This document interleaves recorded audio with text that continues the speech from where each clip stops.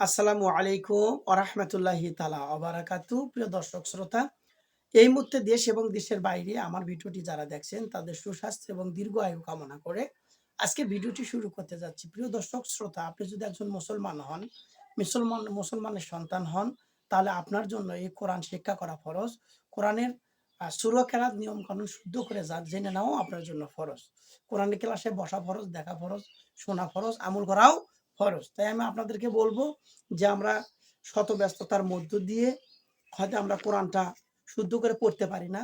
তাই আমি আজকে আপনাদেরকে জানাবো যে ভিডিওর মাধ্যম দিয়ে আপনি যদি সময় নাও পান, আপনি যদি চাকুরি করেন, অফিসে বসেন, যে কোনো জায়গায় আপনি থাকতে পারেন, তবে যদি আপনার হাতে মোবাইল থাকে তাহলে আপনি মোবাইলটা চালু করেও আপনি নামাজের বিভিন্ন সূরা কেরাতগুলো শুদ্ধ করে পড়ে নিতে পারবেন।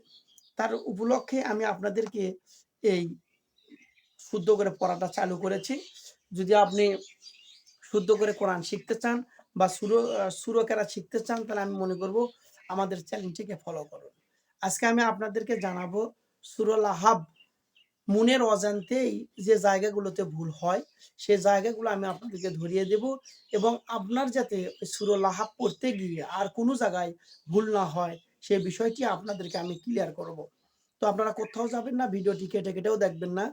আপনারা ভিডিওটি পাওয়ার পরে যদি উপকৃত মনে করেন, তাহলে অবশ্যই চ্যানেলটিকে সাবস্ক্রাইব করবেন। তো কথা না বাড়িয়ে আমি আপনাদেরকে আজকে শোনাবো যে সূরা লাহাব কিভাবে পড়তে হয়। তবে এর মধ্যে আমি আরেকটা কথা বলবো, আপনি যদি অবশ্যই মুসলমানের সন্তান হন, আপনাকে কিন্তু নামাজের সূরা কেরাতগুলো শুদ্ধ করে নিতে হবে। তো দেখেন আমি শুরু করতেছি। আপনারা স্ক্রিনে দেখতে পাচ্ছেন, বিসমিল্লাহির রহমানির রহিম। তাব্বাত ইয়াদা আবি লাহাবি ওয়া তাব। এই যে আমি বললাম, একটু খেয়াল করেন। তাব্বাত, তাব্বাত ইয়াদা, এখানে আমি ৩ আলিফ টানছি, কারণ মাদে আসলির বামে এই লম্বা হামজা থাকার কারণে এখানে ৩ আলিফ টানতে হয়। তা আপনি এটা খেয়াল করবেন। তাব্বাত ইয়াদা আবি, আবি আবার ১ আলিফ টানতে হবে। জেরের বামে ইয়া সাকিন আছে। জেরের বামে ইয়া সাকিন থাকার কারণে এখানে কিন্তু ১ আলিফ টানতে হবে। দা টানতে হবে ৩ আলিফ, বি টানতে হবে ১ আলিফ। তাহলে কি হলো? তাব্বাত ইয়াদা আবি লাহাবিউ, লাহাবিউ। এখানে কিন্তু দেখেন ঈদগমের গুন্না হবে।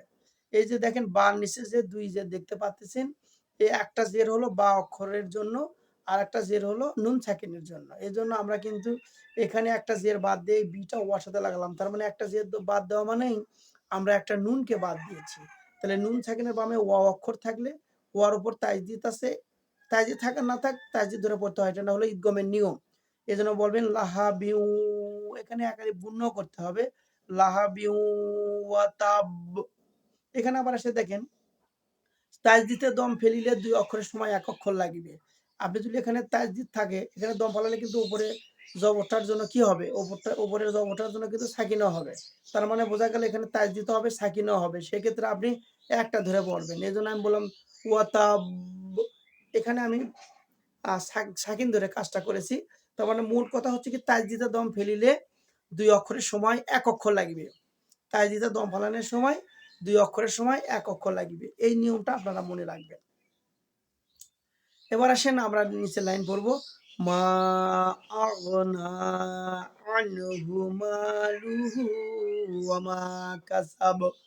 এই লাইনটা দেখেন, আমি এখানে মা ৩ আলিফ টানতে হবে।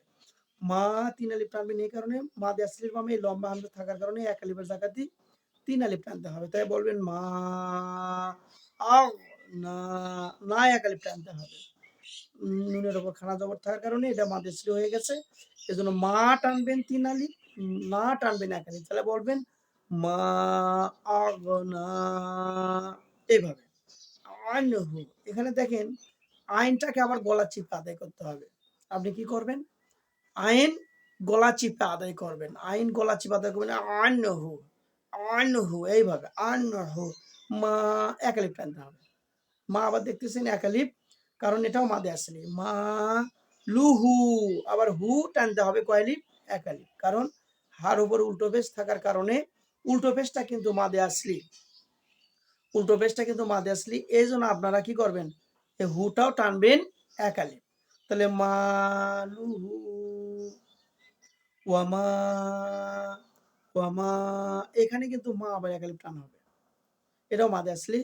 কাসাব, এখানে আমি আপনাদেরকে বলেছিলাম অন্য ভিডিওতে যে থামার জায়গার আগের অক্ষরে জবর থাক, জের থাক, পেশ থাক, দুই জের থাক এবং দুই পেশ থাক, সেটা বাদ দিয়ে ওখানে একটা 8 সেকেন্ড ধরতে হবে।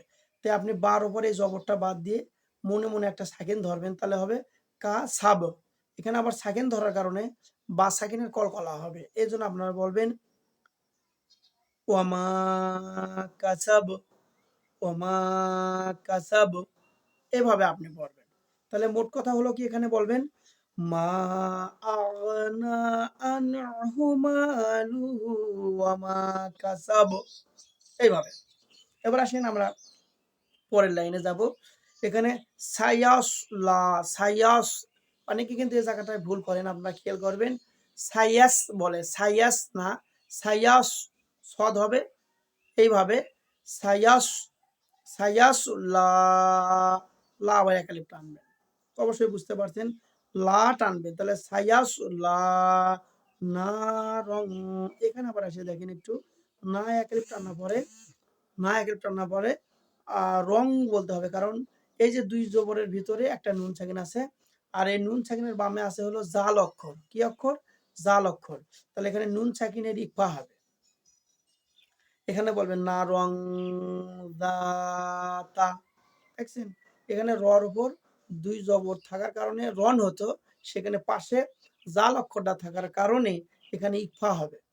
আর ইকফা যদি আপনারা না বোঝেন, অবশ্যই ইকফাটা বুঝে নেবেন। ইকফার 15 হুরুফ, নুন সাকিনের বামে যদি 15 হুরুফ পাওয়া যায়, তাহলে সেই জায়গায় নুনকে গোপন করে পড়তে হয়। তাই এখানে আমরা বলবো নারং জাতা, এখানে আবার যা এক আলিফ টানতে হবে, তা যা আছে তেমনই হবে। তাহলে এখানে বলেন না রং জাতা, হয়ে গেল। এবার বলবেন লাহাব, মোট কথা হচ্ছে সায়স লানা রং জাতা লাহাব, এখানে থামার জায়গা থাকার কারণে এখানে কি হলো, লাহাব হলো। আপনি যদি দম না ফালান তাহলে হবে, দম না ফালালে হবে লাহাবিউ, এই বি যায় ওয়ার সাথে লাগবে। আর আপনার যদি নিঃশ্বাস না থাকে তাহলে বলবেন লাহাব, আপনি লাহাবও বলতে পারবেন, লাহাবিউ বলতে পারবেন। যদি আমরা দম না ফালাই তাহলে হবে এখানে লাহাবিউ ওয়া আমরাতু, যেহেতু এখানে থামার জায়গা আছে, সেক্ষেত্রে আপনার লাহাব বলতে পারেন বা লাহাবিউ বলতে পারেন, কোনো সমস্যা হবে না। লাহাবিউ ওয়া আমরাতু, এখানে এসে দেখেন আবার তো থামার জায়গা আছে, এখানে দম ফালালে এই হার উপর যে উল্টো পেজ দেখেছি একালিপ টানতে হতো, এটার নাম ছিল হাইদমির। এই হাইদমিরটা আদায় হবে না, তখন 8 সেকেন্ড ধরতে হবে। তাই বলবেন ওয়াম ওয়ামুর আতু তু, এখানে হাইদমিরে দম ফালালে 8 সেকেন্ড হয়ে যায়। এখন হাইদমিরটা যদি না বোঝেন তাহলে আবার বুঝে নিতে হবে। খাড়া জেরার উল্টো পেজ যদি গোল হায়ের সঙ্গে থাকে, সে হায় না হয় হায়দমির। খাড়া জেরা উল্টো পেজ কিন্তু মাদে আসলি, কিন্তু এটা যদি হায়ের সঙ্গে থাকে তাহলে এটার নাম হয়ে যায় মাদে আসলি। তাই আমি বলবো যে আপনারা হায়দমিরে দম ফালালে 8 সেকেন্ড হয়ে যায়। খাড়া জেরার উল্টো পেশ হায়দমিরের থাকলে বা খালি হায়ের সাথে সঙ্গে সঙ্গে থাকলে এটার নাম হয় হায়দমির। তাই আপনারা বলবেন এই হায়দমিরে দম ফালা 8 সেকেন্ড হয়ে যায়। তাই আমরা বললাম ওয়াম র আতু। এবার আসেন হাম, এখানে হা কিন্তু গলা শ্বশুর শব্দ হবে, মিমের ওপর তাজিদ থাকার জন্য গুণ্য হবে একালি, একালি বাবা টানতে হবে। এখানে দেখেন বলবেন এইভাবে হাম্মা, হাম্মা লাতাল হাতব, এই যে থামার জায়গা থাকার কারণে আমরা দম ফালালাম, আর দম ফালানোর জন্য এখানে 8 সেকেন্ড হলো। তাই বলবেন হাম্মা লাতাল হাতব। এবার বলবেন ফি, ফি একালিফ টানবেন, কারণ এখানে জেরের বামে ইয়া সেকেন্ড, এখানে আছে মাদে আসলি। তাই আপনারা বলবেন ফি জি, এখানেও আবার একালিফ টানতে হবে। ফি একালিফ টানবেন, জি একালিফ টানবেন, জি দি, ফি জি দি হা, এই হা আবার একালিফ টানতে হবে, কারণ এটাও মাদে আসলি, এটাও মাদে আসলি, এটাও মাদে আসলি। এজন্য বলবেন ফি জি দি হা, হাটা একালিফ টানবেন। হাব, এখানে বাস সেকেন্ডে কলকলা করবেন, হাব, হাবলুম মিম মাসাদ। এখানে এসে দেখেন হাব, গলা শুষু শব্দ করবেন, গলা শুষু শব্দ করবেন, বাস এখানে গলা গলা করবেন। হাব, এখানে এসে দেখেন লুম গুণনা হবে, হাবু লুম মিম। এই নুন সেকেন্ডের বাদ গেল ঈদগমের জন্য, তাহলে বলবেন মিম মাসাদ। আর এখানে আরজি সেকেন্ডের জন্য দুই জের বাদ যায়, এখানে একটা আরজি সেকেন্ড ধরতে হলো, তাই বলবেন হি জিদিহা হাবলুম মিম মাসাদ। এইভাবে সঠিক উচ্চারণ করবেন। তাহলে আমি বুঝে দিলাম থামার জায়গায় দুই জের থাকার কারণে এখানে আরজি সেকেন্ড হলো। তাহলে আপনারা যদি বুঝতে ভুল হয় ভিডিওটি বারবার দেখবেন। যদি আপনাদের বুঝতে ভুল হয় যে প্রথমবার বুঝতে পারেননি, তাহলে আমি আপনাদের কাছে অনুরোধ করব যে ভিডিওটি ঘুরে দেখবেন, যেন আপনাদের এইগুলো ভুল না হয়। আর আমি যেভাবে বলে দিলাম এভাবে ভুল হওয়ার সম্ভাবনা নাই, যদি আপনি ভিডিও দেখে দেখে পড়তে চান। তবে আমি আপনাদের কাছে অনুরোধ করব, যদি আপনারা ভিডিও দেখে সুরক্ষাগুলো শুদ্ধ করে পড়তে চান, তাহলে আমাদের ভিডিওর সঙ্গে লেগে থাকেন। আর আমি যে কথা বললাম, আমার এই কথার মধ্যে যদি ভুল হয়ে থাকে, বুঝতে যদি ভুল হয়ে থাকে, বা আমার কথা যদি বুঝতে আপনার অসুবিধা হয়ে থাকে, অবশ্যই কমেন্ট বক্সে জানাবেন। আর ভিডিওটা পেয়ে যদি উপকৃত হতে পারেন, তাহলে আমাদের অবশ্যই সাবস্ক্রাইব করবেন, লাইক করবেন, শেয়ার করবেন, আর যেন আপনার বন্ধু বান্ধব এই ভিডিওটি দেখতে পারে। আর আপনারা কোন ধরনের ভিডিও চান আমাকে অবশ্যই জানাবেন, আমি চেষ্টা করব এরকম নতুন নতুন ভিডিও দেওয়ার জন্য। তো ভালো থাকুন, সুস্থ থাকুন, আবার নতুন কোনো ভিডিও নিয়ে দেখা হবে। আসসালামু আলাইকুম ওয়া রাহমাতুল্লাহি তাআলা ওয়া বারাকাতুহু।